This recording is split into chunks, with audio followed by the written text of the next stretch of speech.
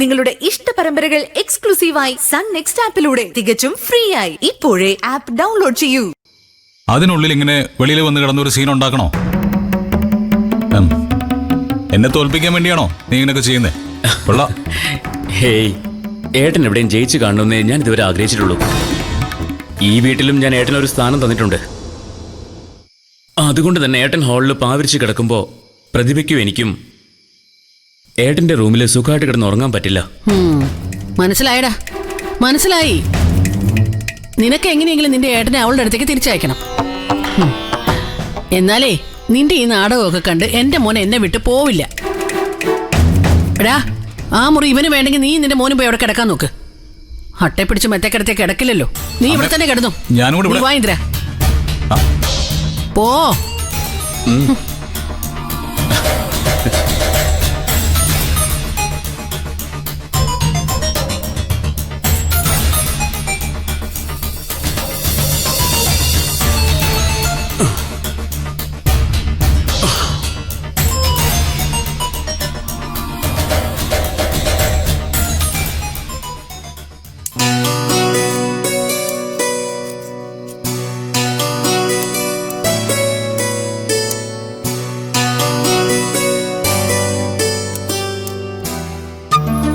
ലതികേ, ചീരുവിനോട് ഒന്ന് കഴിക്കാൻ പറ.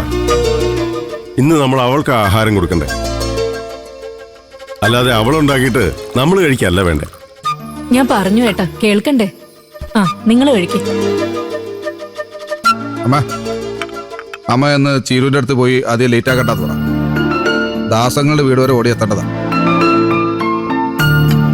ഇനി എപ്പ പോകാനാ വിനയ? ഇതും ചീരുവിന്റെ വീട് തന്നെയല്ലേ, ഇവിടെ തങ്ങാൻ പറ. ഞാൻ പറയില്ല. ചീരു എന്റെ കൂടെ ഇവിടെ വന്നത് തന്നെ സ്വപ്നമാണോ സത്യമാണോ എന്ന് തിരിച്ചറിയാൻ പറ്റാത്ത അവസ്ഥയിലാണ് ഞാൻ.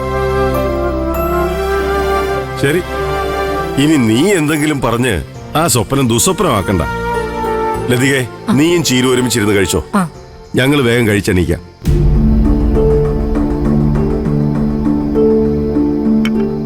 മോളെ, നിന്നെ അടുക്കളയിൽ നിർത്തിയേനെ ഏട്ടൻ എന്നെ കുറ്റപ്പെടുത്തുന്ന ചീരു. മോളും കൂടി അവരോടൊപ്പം ചെന്നിരുന്ന് കഴിക്കേ. വേണ്ട അമ്മ, എനിക്കൊന്നും കഴിക്കാനേ തോന്നുന്നില്ല.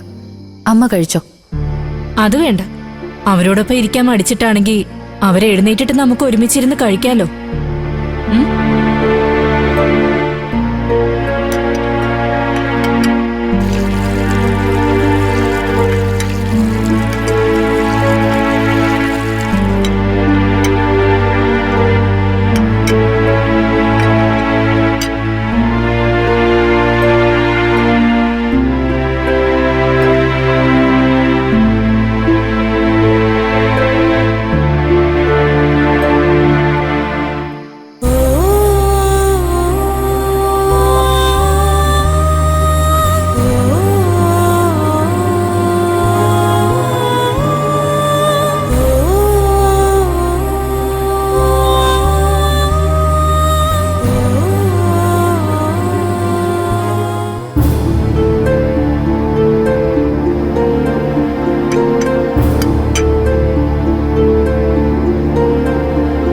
മോളെ, എന്താ അവര് കഴിച്ചു കഴിഞ്ഞു.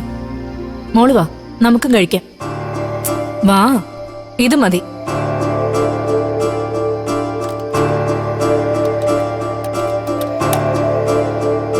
വാ വാ മോളെ, വാ വാ, ഇവിടെ ഇരിക്കേ. സൂക്ഷിച്ച്.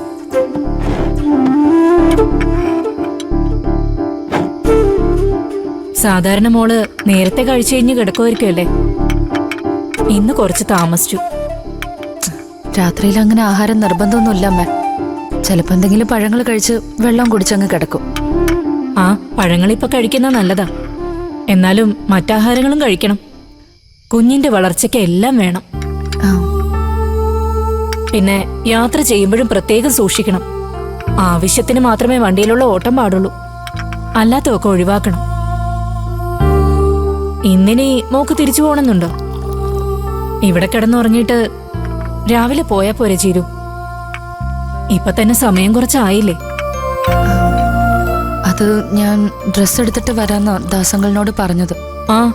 അതിനെന്താ, യാത്രാക്ഷീണം ഉണ്ടെന്ന് പറഞ്ഞാ മോളോട് ഇവിടെ റെസ്റ്റ് ചെയ്യാനേ അങ്കിള് പറയൂ. കഴിക്ക്. എന്തായാലും മോളിവിടെ വന്നതല്ലേ, രാത്രിയിൽ തന്നെ ഇറങ്ങി പോവണ്ട. ഗർഭിണികൾ അസമയത്ത് ഇറങ്ങി പോകുന്നത് ശരിയല്ല ചേരൂ. ശരി അമ്മ, ഞാൻ ദാസങ്ങളിനെ വിളിച്ച് പറഞ്ഞോളാം നാളെ വരൂന്ന്. ശരി, മോള് കഴിക്കേ. ഈശ്വര, എന്റെ ചീരുമോക്ക് നല്ല ബുദ്ധി തോന്നിച്ചു കൊടുത്തല്ലോ. കഴിക്കും മോള്.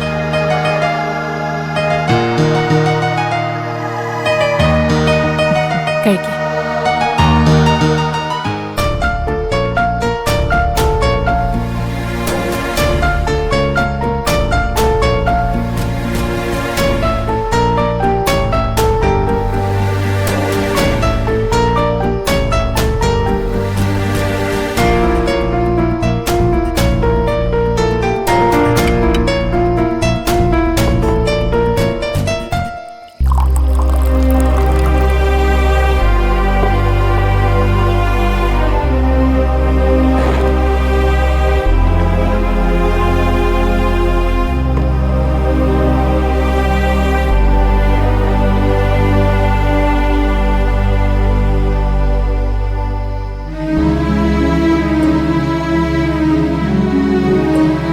എന്താണോ കിടന്നില്ലേ?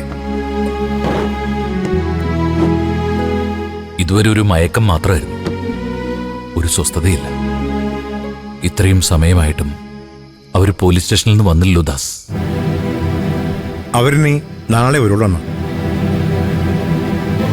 ഹോസ്പിറ്റലിൽ കിടക്കുന്ന പയ്യൻ കുറച്ച് ക്രിട്ടിക്കലായതുകൊണ്ട് ദേ അവര് കസ്റ്റഡിയിൽ വെച്ചിരിക്കാം. പേടിക്കാനൊന്നുമില്ല. രാവിലെ അവന്റെ കൃത്യമായ മൊഴിയെടുക്കും. അവന് പ്രത്യേകിച്ച് പരാതിയൊന്നും ഇല്ലെങ്കിൽ ദയക്ക് ജാമ്യത്തിൽ ഇറങ്ങാൻ പറ്റും. സ്റ്റേഷനിൽ പോയി സറണ്ടർ ആയാൽ അവർ വിട്ടയക്കില്ല.